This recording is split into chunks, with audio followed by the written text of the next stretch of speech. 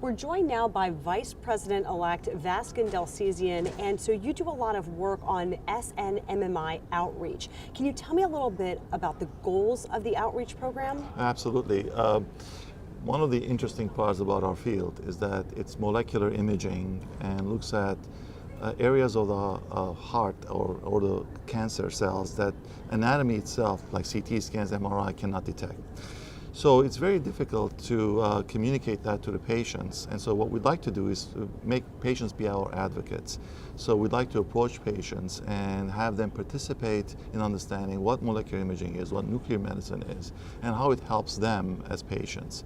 So one of the main goals of the outreach community is to really reach out to patients as well as physicians, referring physicians who may not know much about new developments in the field.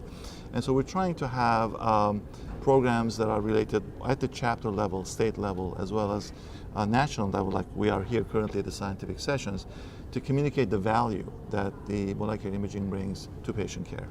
I know the Outreach Committee has had some big accomplishments this year. Can you tell me about them? Well, some of the big accomplishments obviously is to have foundations, patient foundations like Susan G. Komen Foundation, to be an advocate for breast cancer patients.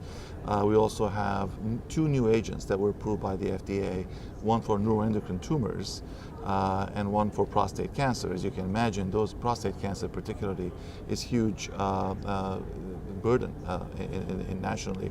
So to have foundations to support us, to be an advocate for the society, as well as for these new radiotracers would be fantastic. So the other part, of course, is that we need to join with other societies, clinicians, oncologists who actually refer patients, and to have joint guidelines or papers or statements that say, where does this new imaging technique fit in compared to conventional imaging of CT, MRI, etc. And that we've done pretty good, even though Axtremen, which is one of the prostate imaging agents, was just approved. There's already guidelines within the oncology. Where does this imaging modality fit in?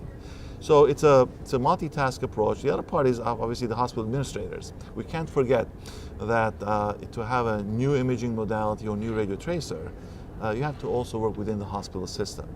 The hospital administrators need to be educated, and I think that to involve them and to tell them how does a new imaging technique adds value to patients. Sometimes it may be expensive, sometimes it may just be another imaging technique, but irrelevant of that, I think the education is what's important.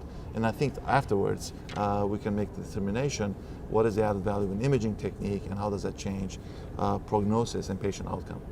What do people in the field need to know about SNMMI's outreach, and how can they help?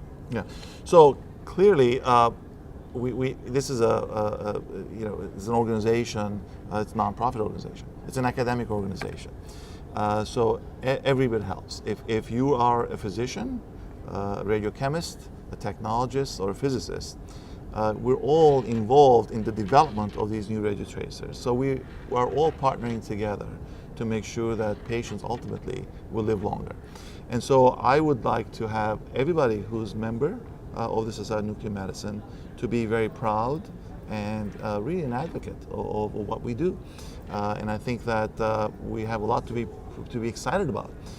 Very few fields have two new radiotracers that are approved, therapeutic agents that are approved. It's a very kind of moving field, and it's a futuristic field.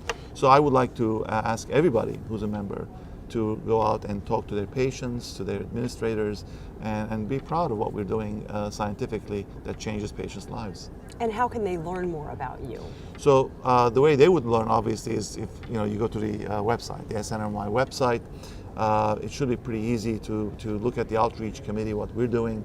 And again, we welcome anybody who'd like to spend their time, volunteer. Again, as I said, this is a nonprofit organization. The more members, the better for the society ultimately. Dr. Dilsizian, we really appreciate your time. Thank you so much for speaking with us. Thanks very much. It's been a pleasure. Thank you.